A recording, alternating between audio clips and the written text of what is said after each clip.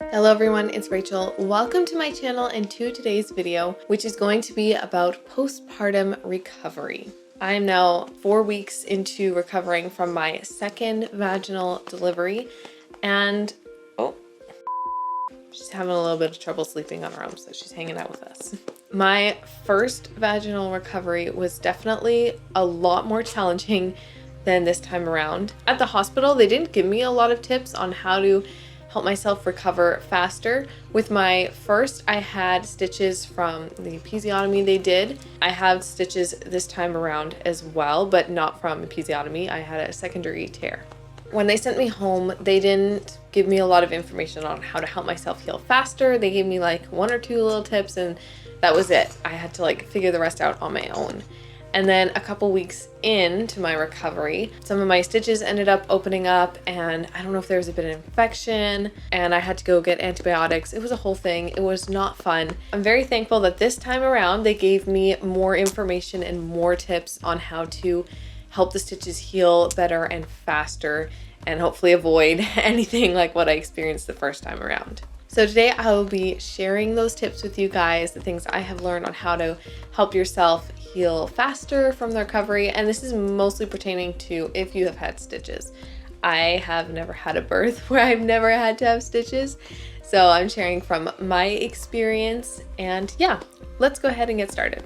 The first one, and this is pretty obvious, they will always tell you this at the hospital, I'm very sure, and that is using a peri bottle to keep yourself clean, because especially if you have stitches, but probably also if you've just had a vaginal delivery without stitches, you can't really wipe down there.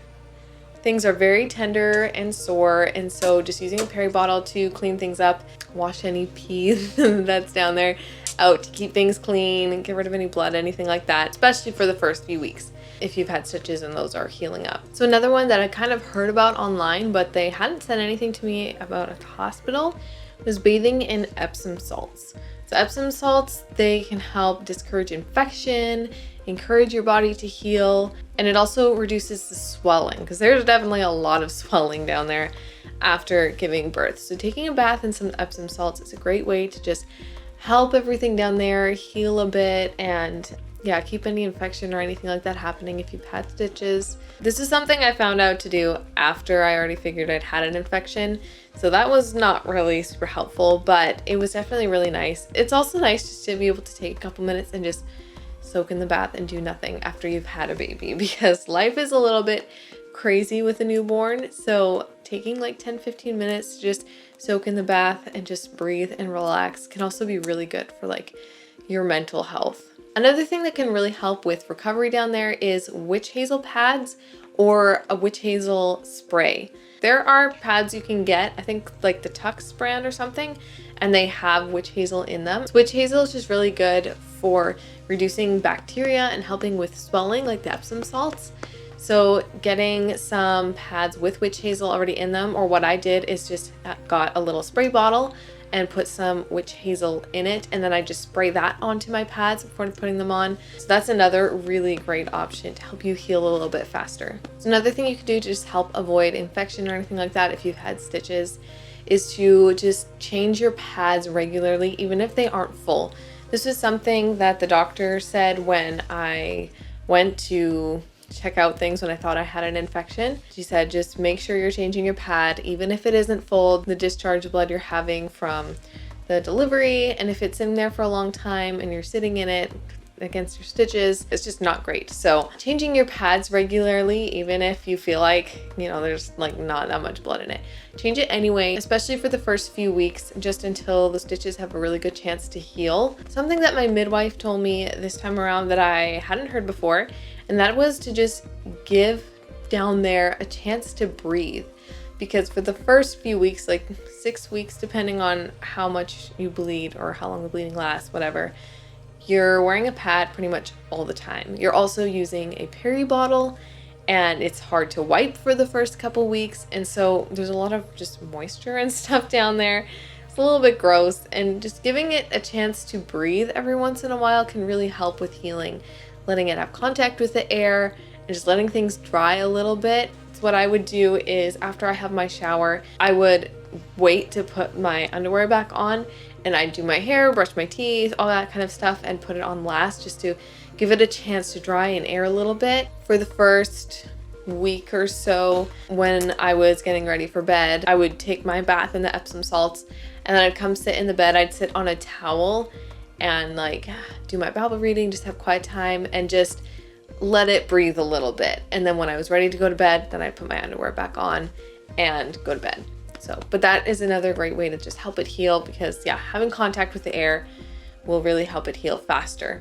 Something the nurse mentioned to me this time that I also hadn't really thought about before, that is to keep your legs close together. They said to me, you're gonna be like a mermaid for the next week or so. Just keeping your legs close together and not having them open, give things a chance to heal, and then slowly over the next few weeks you can start spreading your legs more, opening up a bit. You don't have to have them so close together. And also leaning back when you sit down instead of sitting just straight, because then you're putting more pressure on those stitches. So if you're leaning back, then you're putting the weight more on like your tailbone and your butt instead of your stitches area. And so it gets the pressure off of them so they can heal nicely.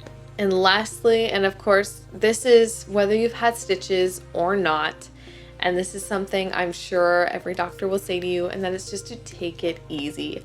It can be hard, especially for me, as I'm the kind of person where if my house is a mess and there's stuff on my to-do list, I just want to go get it done, get the house clean.